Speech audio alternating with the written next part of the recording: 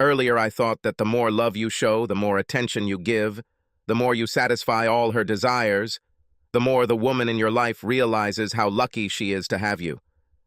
I don't think so anymore. Now I believe all these things are just making her take you for granted. They are making her think there is nothing she can't do without you noticing or making excuses for her. Sabrina and I met in our freshman year of college. We started dating, and until the end of our first year, we were in an on and off relationship. We both seemed to really like each other and enjoyed the sex we were having, but neither of us were at the point where we wanted to be in a committed relationship. Halfway through our senior year, we met again, and this time, we stayed together. 6 months after finishing school, we got married.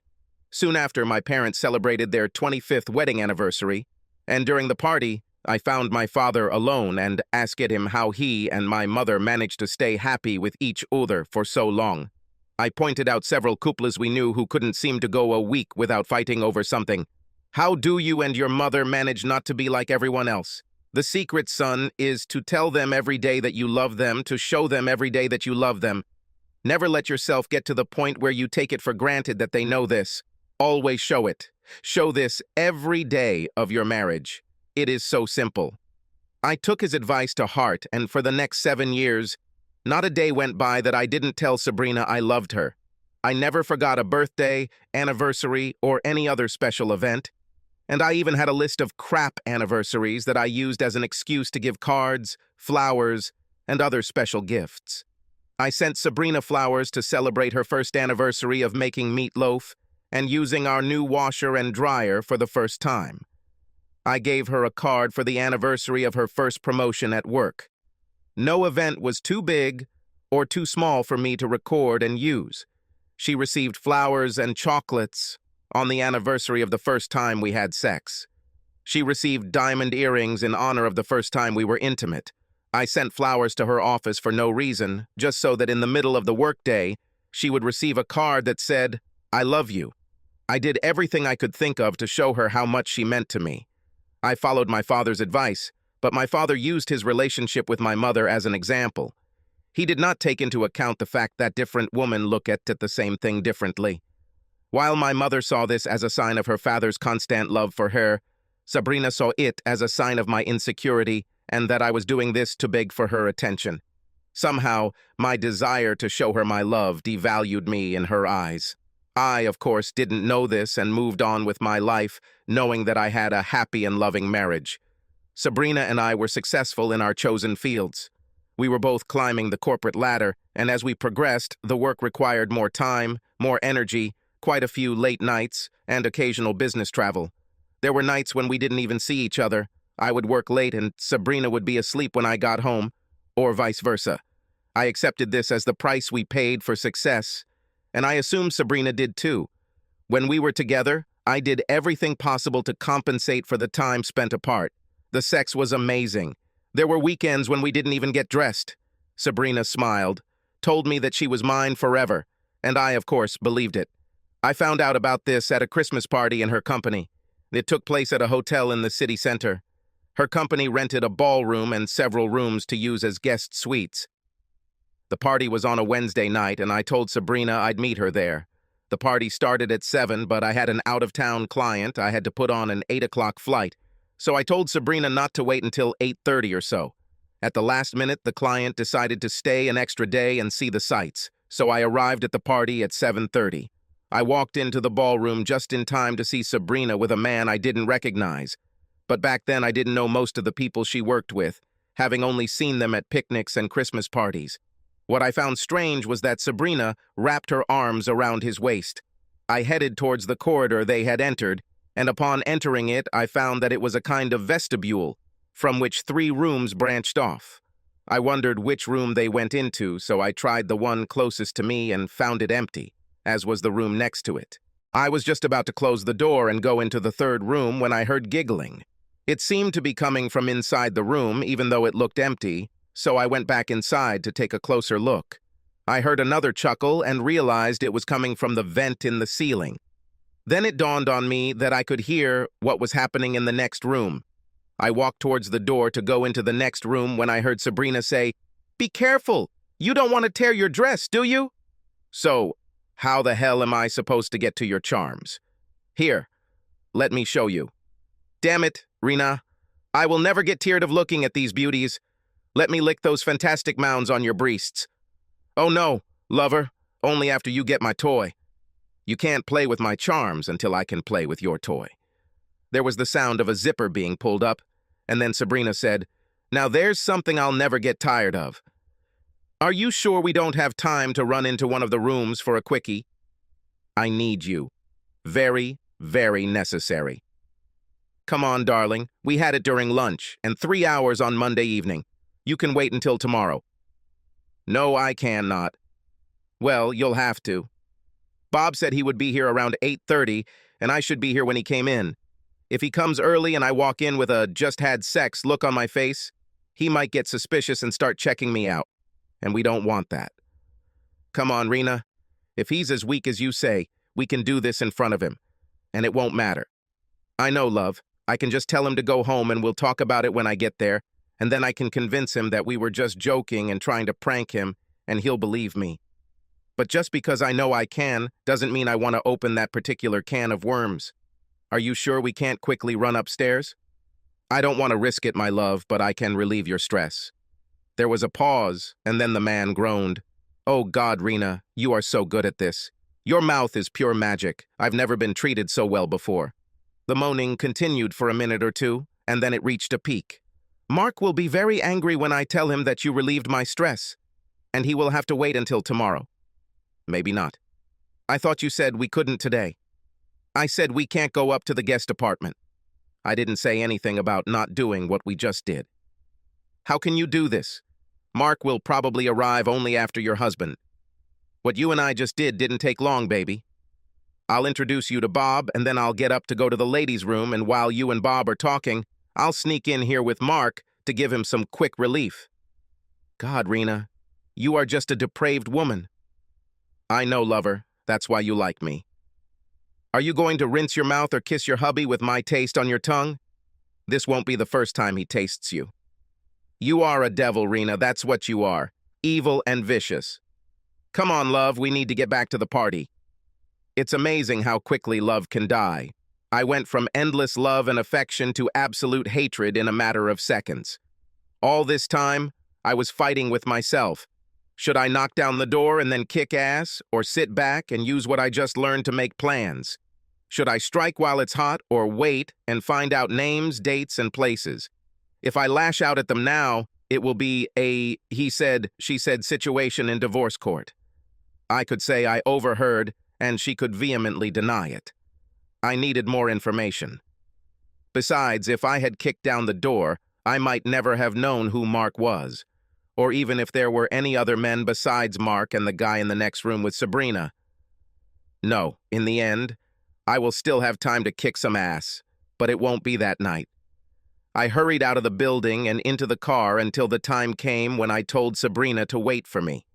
When I entered the ballroom, I saw Sabrina sitting at a table with 2 couples and 1 man.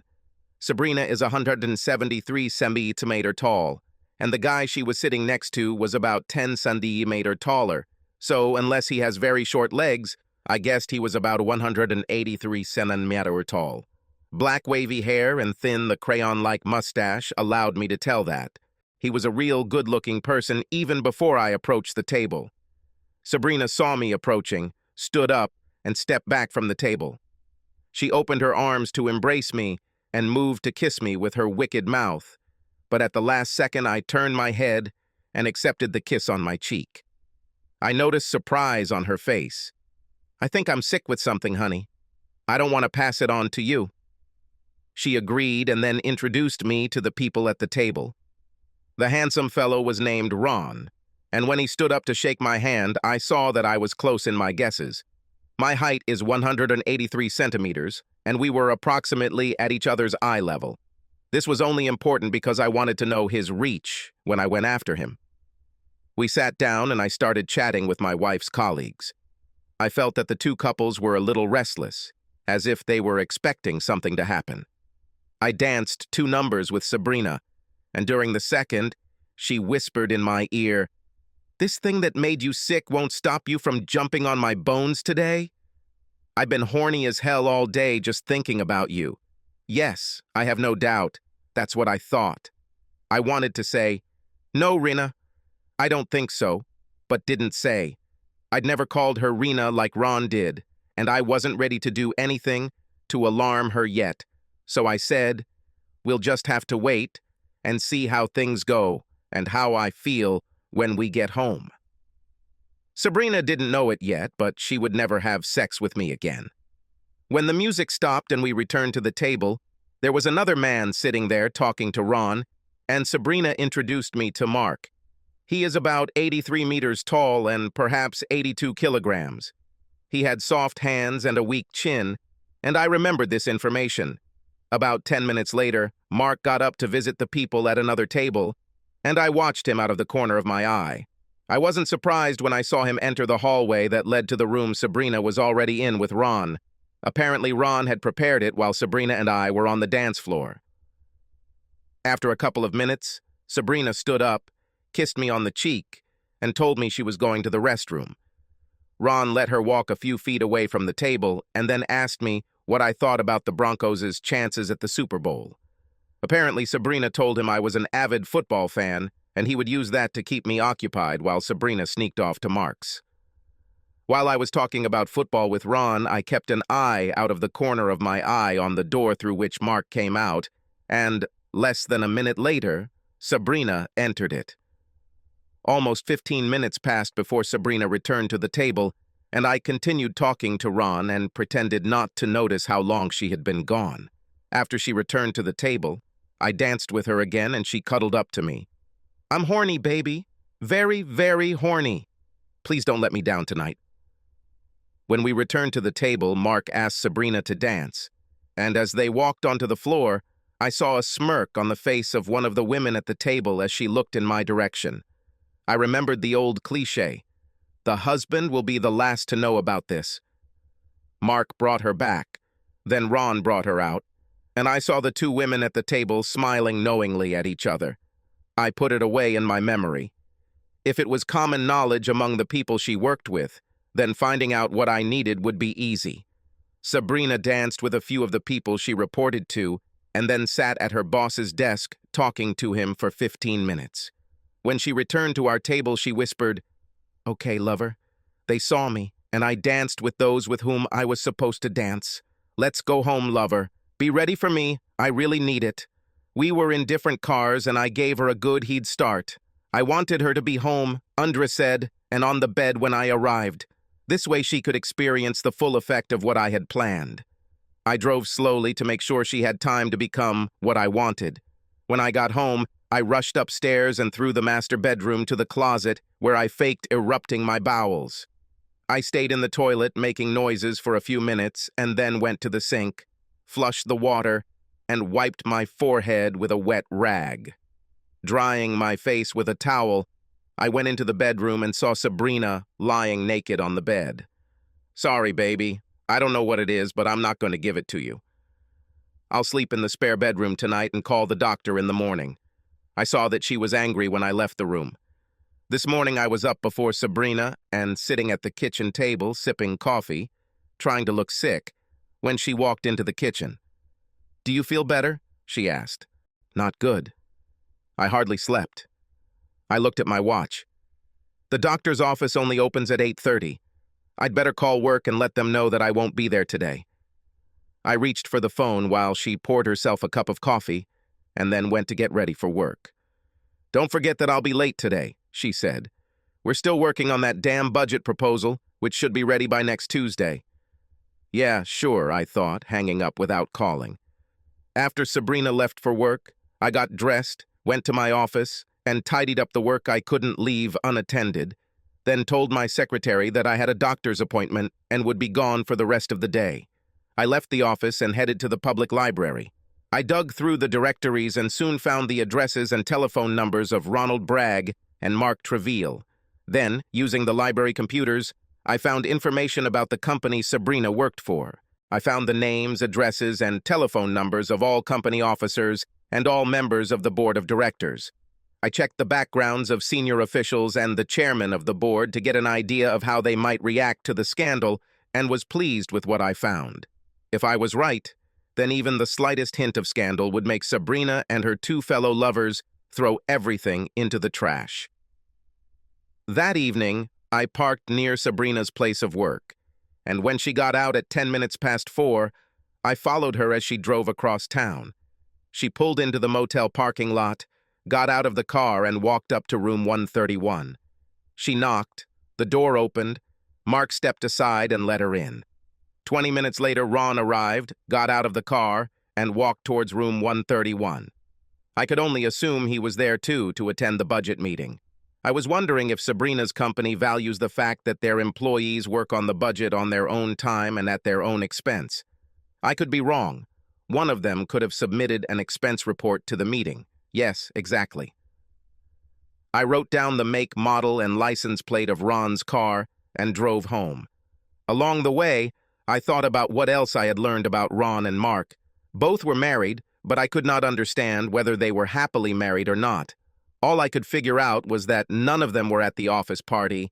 I needed to find out more about them and maybe involve them in my plot to blow it on Sabrina, Ron, and Mark's asses.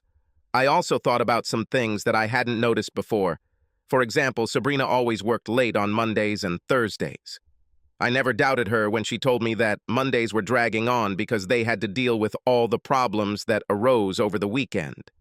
She worked late on Thursday because that was the day they had to finish all the reports that were due on Friday. Why did I trust her?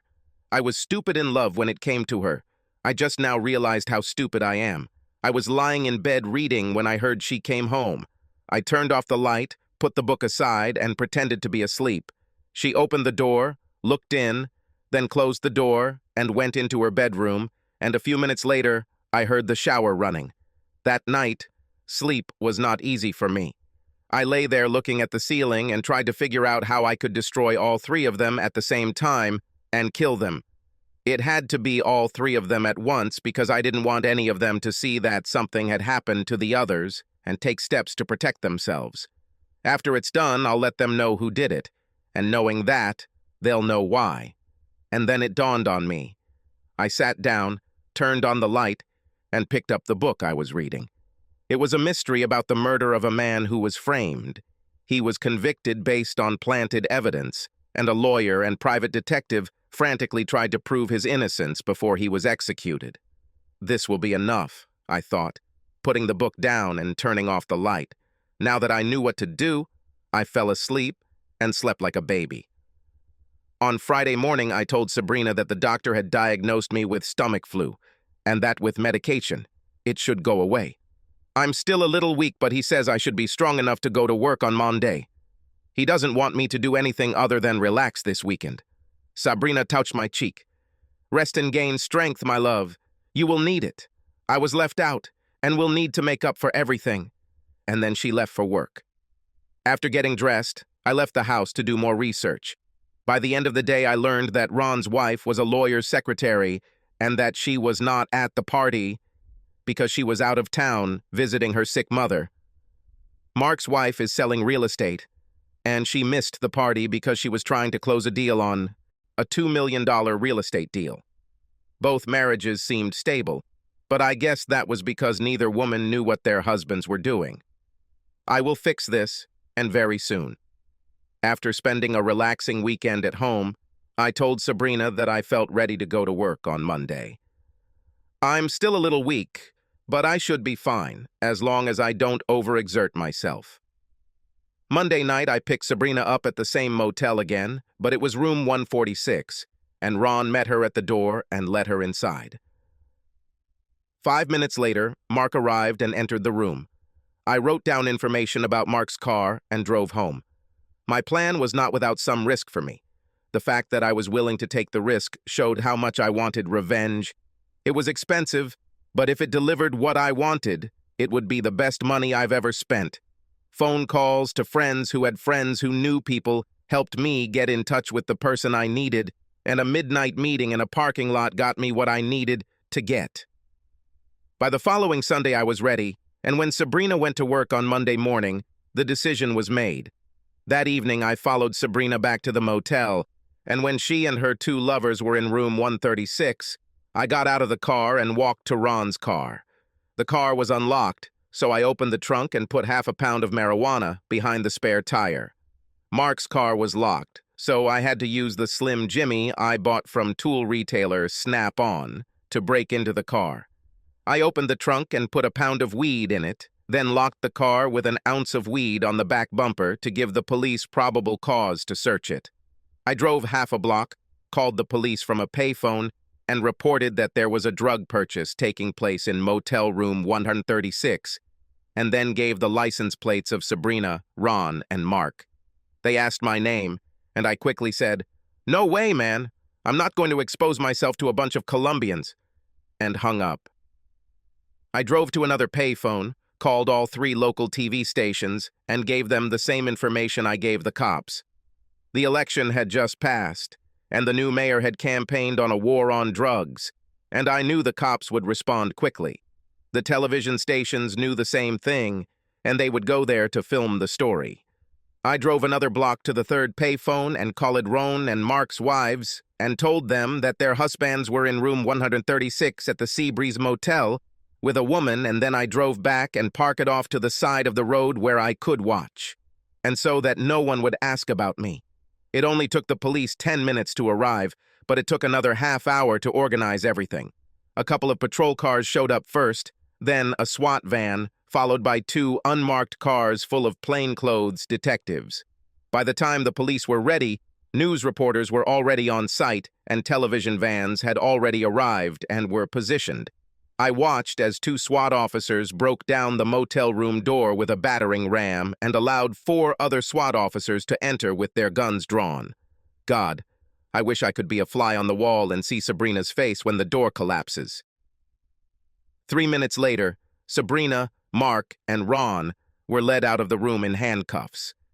Mark and Ron were wearing shorts, but Sabrina was naked, with a blanket draped over her shoulders. I pressed the preset button on my cell phone and called the president of Sabrina's company.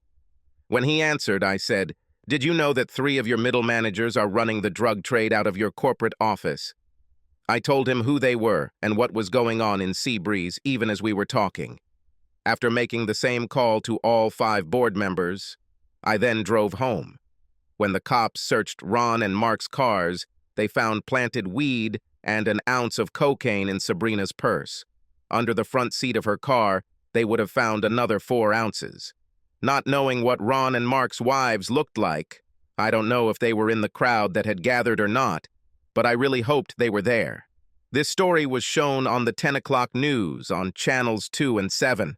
I laughed when the Channel 7 presenter said, "Today, Mayor Jones began making good on his campaign promise.